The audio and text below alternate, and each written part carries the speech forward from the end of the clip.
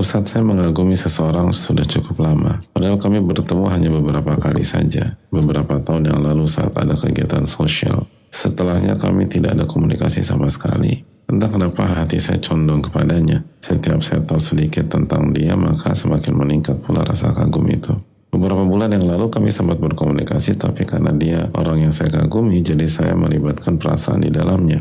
Setelah beberapa waktu saya sadar bahwa itu tidak baik untuk saya. Maka saya putuskan untuk tidak lagi berkomunikasi dengannya untuk menjaga saya dan menjaganya. Saya juga sadar dia orang yang Masya Allah sedangkan saya baru hijrah. Berapa kali melakukan salat istikharah, saya membimbingkan dia selama 3 kali berturut-turut. Saya bingung itu artinya apa. Jika kita mengagumi seseorang karena hal-hal yang diridhai oleh Allah SWT dan kita tidak offside, kita on track, kita hanya menggunakan cara yang halal dan pintu untuk menikah itu terbuka di depan mata kita, maka perjuangkan semaksimal mungkin dengan cara yang halal. Karena dunia itu fana dan kita nggak tahu kapan pintu itu tertutup. Jadi mumpung pintu itu terbuka, perjuangkan. Dan mencari sosok yang tepat itu sangat susah. Apalagi mengagumi. Dan jika itu benar, bukan terkecoh. Kan bisa jadi seseorang mengagumi seseorang dari kejauhan dan seringkali prematur. Ketika dekat, nggak seindah yang dia bayangkan. Nggak sebaik yang dia pikirkan sebelumnya karena dia hanya tahu dari jauh. Tapi ada orang yang mengagumi dan itu A1, dia tahu persis orang itu memang baik. Dia tahu persis orang itu memang punya sifat-sifat yang terpuji. Nah kalau memang benar kita tahu hakikat sebenarnya dari sosok tersebut dan pintu yang halal itu terbuka, maka perjuangkan untuk masuk dari pintu yang halal.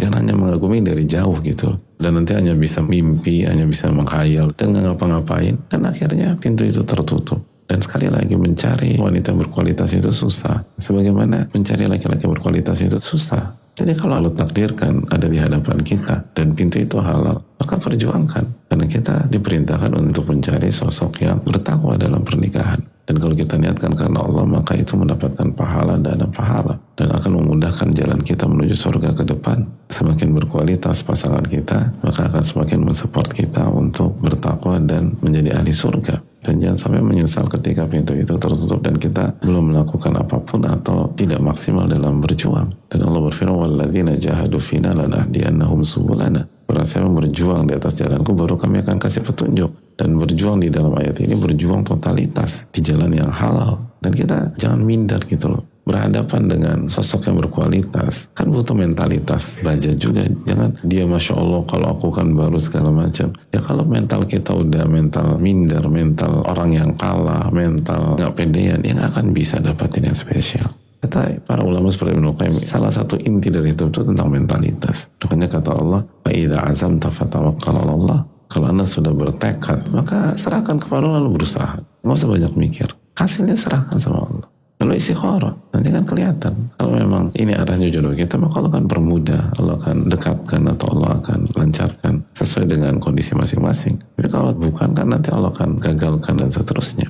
Adapun hanya memimpikan 3 kali, 5 kali, 7 kali, tapi nggak ngapa-ngapain ya percuma. Apalagi kalau pintu itu sudah tertutup. Makanya kata Allah, kalau ada pintu kebaikan di depan mata Anda, masuklah. Karena Anda nggak pernah tahu kapan pintu itu akan tertutup. Salah satu hal yang sangat krusial dalam kehidupan dan dalam momentum, seringkali itu nggak terulang. Begitu kita nggak memaafkan, selesai, hilang kesempatan.